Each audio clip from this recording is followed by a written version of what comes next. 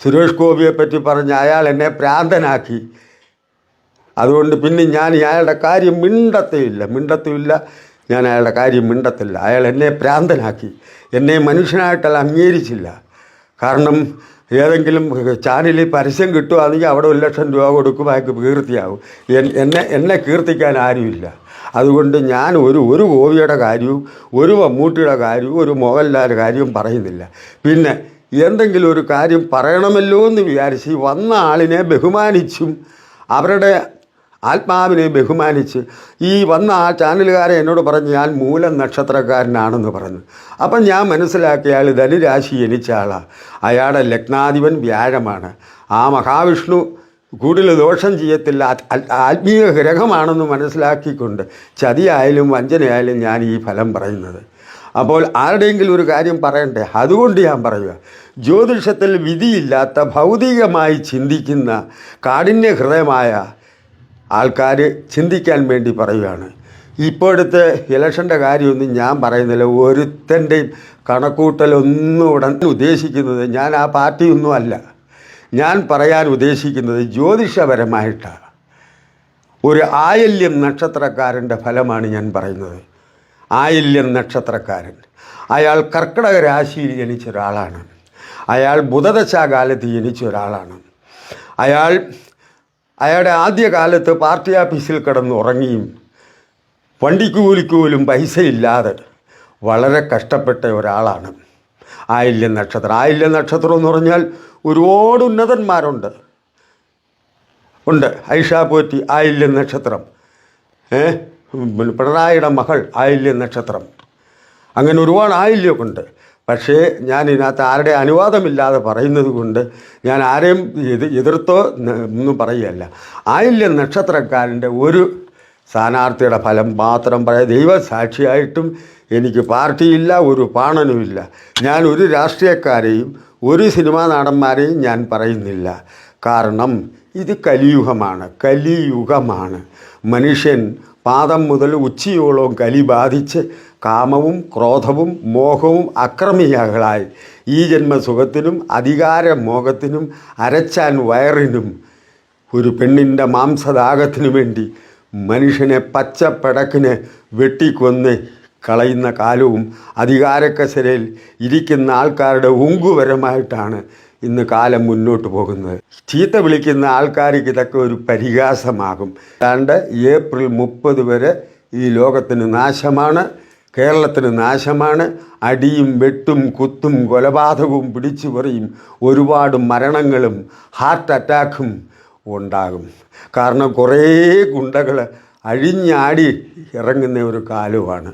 ഇപ്പം കമൻറ്റിലിട്ട് എൻ്റെ ഈ വേഷം കാണുമ്പം പറയും എൻ്റെ ആത്മാവ് ആരാണെന്നും കേൾക്കുന്ന ആൾക്കാരുടെ ആത്മാവ് ആരാണെന്നും അറിയാതെ കമൻറ്റിൽ കൂടി ഈ പ്രാന്താന്ന് ചീത്ത വിളിക്കുന്ന ആൾക്കാരുണ്ട്. അവരുടെ കർമ്മഫലം അവരെ ദൈവം രക്ഷിക്കട്ടെ. എൻ്റെ തൊഴിലെന്താണെന്ന് വെച്ചാൽ തച്ചുശാസ്ത്രം, ജ്യോതിഷം, കൈരേഖ, ഇതിത്രയും ഞാൻ നോക്കി പറയും. ഒരാൾ വരുമ്പോൾ അയാൾ ഈശ്വരവിശ്വാസിയാണോ അല്ലയോ എന്ന് കറക്റ്റായി പറയാനുള്ള കഴിവില്ലെങ്കിൽ ഞാൻ ഈ രംഗത്തിറങ്ങത്തില്ല. അതുകൊണ്ട് 68 വയസ്സായ ആരോരുമില്ലാത്ത പ്രഷറും ഷുഗറും കൊളസ്ട്രോളും പിടിച്ചിരിക്കുന്ന ഞാൻ ഒരു പാർട്ടിക്കാരുടെയും പറയുന്നില്ല. ജ്യോതിഷത്തിൽ വിശ്വാസമില്ല, ജ്യോതിഷം അന്ധവിശ്വാസവും അനാചാരമാണെന്ന് പറയുന്ന ആത്മാക്കളോട് ഞാൻ പറയുക. പക്ഷേ എന്നെ ചീത്ത വിളിക്കുന്ന രാശിക്കാരെ വേണമെങ്കിൽ ഞാൻ പറയാം, മുമ്പിക്കൂട്ടി പറയാം.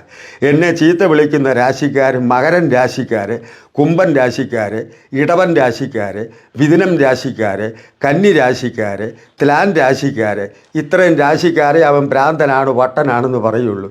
ബാക്കി ധനുരാശിക്കാരും മീനൻ രാശിക്കാരും മേടൻ രാശിക്കാരും കർക്കിടക രാശിക്കാരും ചിങ്ങൻ രാശിക്കാരും പറയത്തില്ല. അവർക്ക് മാത്രമേ അധ്യാത്മിക മേഖല ഉണ്ടാകുന്നുള്ളൂ. അപ്പോൾ അതുകൊണ്ട് ഞാൻ പറയാൻ ഉദ്ദേശിക്കുന്നത്, ഈ ആയില്യം നക്ഷത്രമായ ഈ നേതാവിനെ ഇപ്പോൾ നിയമപ്രകാരമായി പറഞ്ഞാൽ അഷ്ടമശനിയാണ്. ഇപ്പോൾ ഈ ആളിന് 10ലാണ് വ്യാഴം. വേണമെങ്കിൽ ആളിൻ്റെ പേരും അങ്ങ് പറയാം, കൊടിക്കുന്നിൽ സുരേഷ് എന്ന് പറയും. എൻ്റെ അറിവും എൻ്റെ വിശ്വാസവും ശരിയാണെങ്കിൽ അദ്ദേഹം ആയില്യം നക്ഷത്രക്കാരനായി ഞാൻ കാണുന്നു. അദ്ദേഹത്തിന് നിയമപ്രകാരമായി പറയുവാണെങ്കിൽ ഇപ്പോൾ 10ൽ വ്യാഴമാണ്. ഇലക്ഷൻ ഏതാണ്ട് ഏപ്രിൽ 30 പുറത്താണ് നടക്കുന്നെങ്കിൽ, ഏപ്രിൽ 30 പുറത്താണ് ഇലക്ഷൻ നടക്കുന്നതെങ്കിൽ കൊടിക്കുന്നിൽ സുരേഷിന് 10 നിൽക്കുന്ന വ്യാഴം 11 വരും. 11 ഇടവം രാശിയിൽ അവിടെ 3 നക്ഷത്രം നിൽക്കും. 3 നക്ഷത്രം നിൽക്കുമ്പോൾ അതിൽ കാർത്തിക നക്ഷത്രത്തിൽ 4 മാസം നിൽക്കും. 4 മാസം രോഹിണി നക്ഷത്രത്തിൽ നിൽക്കും. 4 മാസം മകീര നക്ഷത്രത്തിൽ. അങ്ങനെ ഒരു വർഷം കൊണ്ട് വ്യാഴമെന്ന സൽഭാവ ഗുരു ദക്ഷിണാമൂർത്തി സർവത്തിൻ്റെയും ഈശ്വരനാകുന്ന മോക്ഷകാരകനാകുന്ന വ്യാഴ ഭഗവാൻ ഇടവൻ രാശിയിലേക്ക് വരുമ്പോൾ കൊടിക്കുന്നിൽ സുരേഷിന് 11 വ്യാഴം വരും. 11 വ്യാഴം വന്നിട്ട് ആ വ്യാഴം 11 നിന്നുകൊണ്ട് ഫസ്റ്റ് ഇംപ്രഷൻ നേരെ കൊടിക്കുന്നിലിൻ്റെ കന്നിരാശി 3 നോക്കും. നോക്കുമ്പോൾ കൊടിക്കുന്നിലെതിരായിരിക്കുന്ന ആൾക്കാരും ആ സമയത്ത് അനുകൂലത്തിൽ വരും. കൊടിക്കുന്നിലിന് ഈശ്വരാനുഗ്രഹം ഉണ്ടാകുകയും അദ്ദേഹം എന്തുദ്ദേശിക്കുന്നു അതൊക്കെ നിവർത്തിയുണ്ടാകുകയും ചെയ്യും. ഇനി രണ്ടാമത്തെ ദൃഷ്ടി എന്ന് പറയുന്നത് കൊടിക്കുന്നിലിൻ്റെ 5ാം രാശി വൃശ്ചിക രാശിയിലേക്ക് വ്യാഴത്തിൻ്റെ ദൃഷ്ടി പതിക്കും. അപ്പോൾ കൊടിക്കുന്നിലിന് പേരും പെരുമയും പ്രസിദ്ധിയും ഉണ്ടാകും. ഇത് ഞാൻ ജ്യോതിഷത്തിൻ്റെ കണക്ക് മാത്രമാണ് പറയുന്നത്. എനിക്ക് പാർട്ടി അറിയത്തില്ല, പാർട്ടി എന്താണെന്ന് പറഞ്ഞുകൂടാ. ഒന്നറിയാം, ഇത് തട്ടിപ്പാടെന്നറിയാം, പാർട്ടി അത് മാത്രം അറിയാം. അപ്പോൾ അതുകൊണ്ട് ഈ അടുത്ത ദൃഷ്ടി കൊടുക്കുന്നില്ല എവിടെ നോക്കുമെന്ന് പറഞ്ഞാൽ ഏതാണ്ട് മകരം രാശിയിലേക്ക് വ്യാഴത്തിൻ്റെ 9ാമത്തെ ദൃഷ്ടി പതിക്കപ്പെടുമ്പോൾ കൊടിക്കുന്നിലിൻ്റെ 7ാം രാശിയിലേക്ക് വ്യാഴം. ഈ 3 ദൃഷ്ടിയും കൊടിക്കുന്നിൽ സുരേഷ് സാറിന് നല്ലതായിരിക്കും. പക്ഷേ കൊടിക്കുന്നിൽ സുരേഷ് സാറ് ഒരു മനസാക്ഷിയും ഈശ്വരഭക്തനാണ്. അദ്ദേഹം ആണെങ്കിൽ ഈ പാവപ്പെട്ടവനെ തേടി വരും എന്ന് ഞാൻ വിശ്വസിക്കുന്നു. അദ്ദേഹത്തിൻ്റെ ബാക്കിയുള്ള കാര്യങ്ങളും അവരുടെ കുടുംബകാര്യങ്ങളും പറയാൻ എനിക്ക് കഴിവുണ്ടെന്നുള്ളത് കൊടിക്കുന്നിൽ സുരേഷ് മനസ്സിലാക്കുക. അതുകൊണ്ട് കൊടിക്കുന്നിൽ സുരേഷിനെ 2024 ഏപ്രിൽ 30 ആകുമ്പോൾ വ്യാഴം 11 വരും.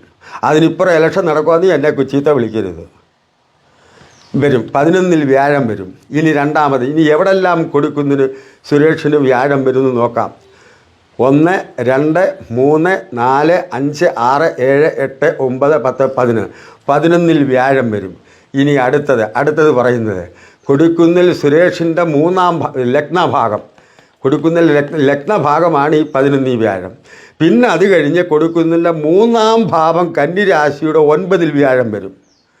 തീർച്ചയായിട്ടും കേന്ദ്രത്തിലേക്ക് പോകാനുള്ള എല്ലാ ഭാഗ്യവും അദ്ദേഹത്തിനുണ്ട്. കന്നി ഉച്ചരാശിയാണ്, കന്നിരാശി ഉച്ചരാശിയാണ്.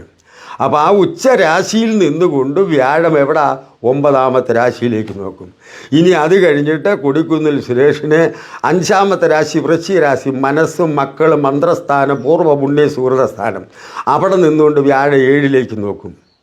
ഇതുവരെ കൊടിക്കുന്നിൽ സുരേഷ് അനുഭവിക്കാത്ത സുഹൃതങ്ങളാണ് ഇനി വരുന്നത്. ഇനി അത് കഴിഞ്ഞിട്ട് കൊടിക്കുന്നിൽ സുരേഷിൻ്റെ 7ലേക്ക് വ്യാഴം മകരം രാശി നീചമാണെങ്കിലും അത് ഭാവാൽ 11 ദൃഷ്ടി ചെയ്യും. അതുകൊണ്ട് കൊടിക്കുന്നിൽ സുരേഷിന് ഈ പ്രാവശ്യത്തെ വൻപിച്ച ജയം കാണുന്നു. എനിക്ക് പാർട്ടി അറിയത്തില്ല, രാഷ്ട്രീയം അറിയത്തില്ല, ജ്യോതിഷം മാത്രം ഞാൻ പഠിച്ചു.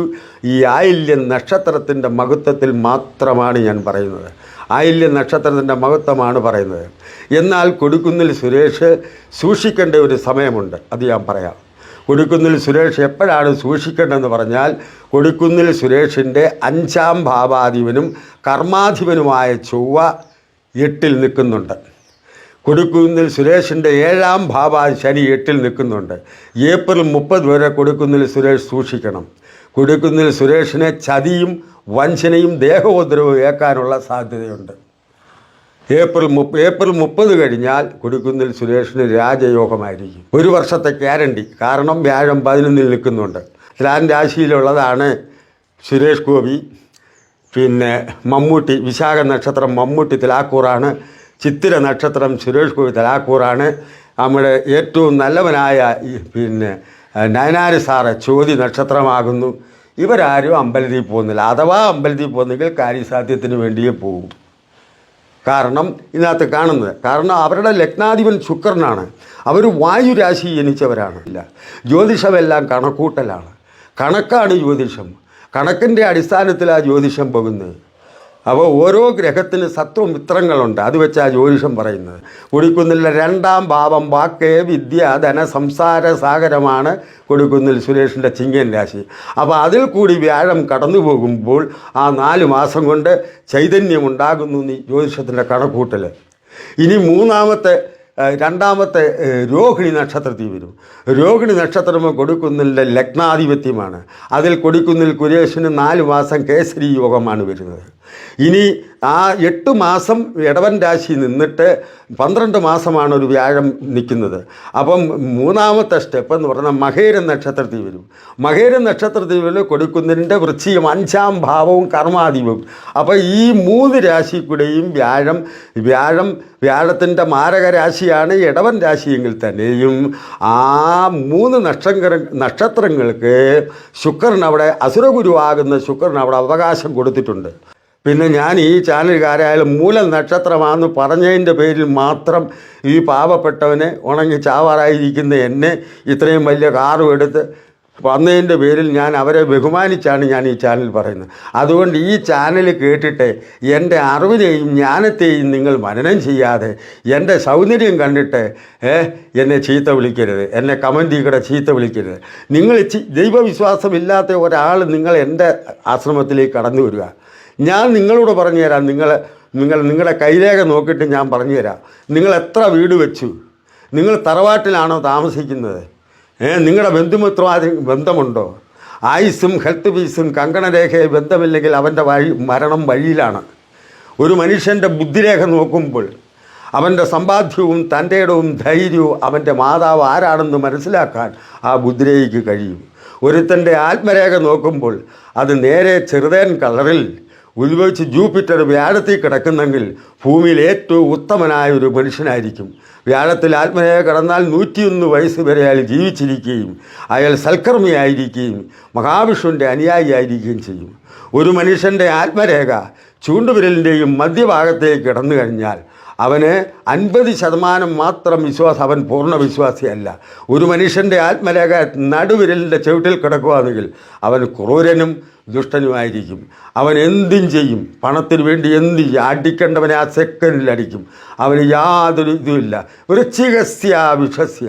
അങ്ങനെ നോക്കിയിട്ട് പറയാം, ഒരു മനുഷ്യൻ്റെ ആത്മരേഖ വലുതും ബുദ്ധിരേഖ ചെറുതുമാണെങ്കിൽ അയാളൊരു മുൻകോപി, എടുത്തുകാട്ടക്കാരനും ധർമ്മിഷ്ഠനും ദയാശീലനുമായിരിക്കും.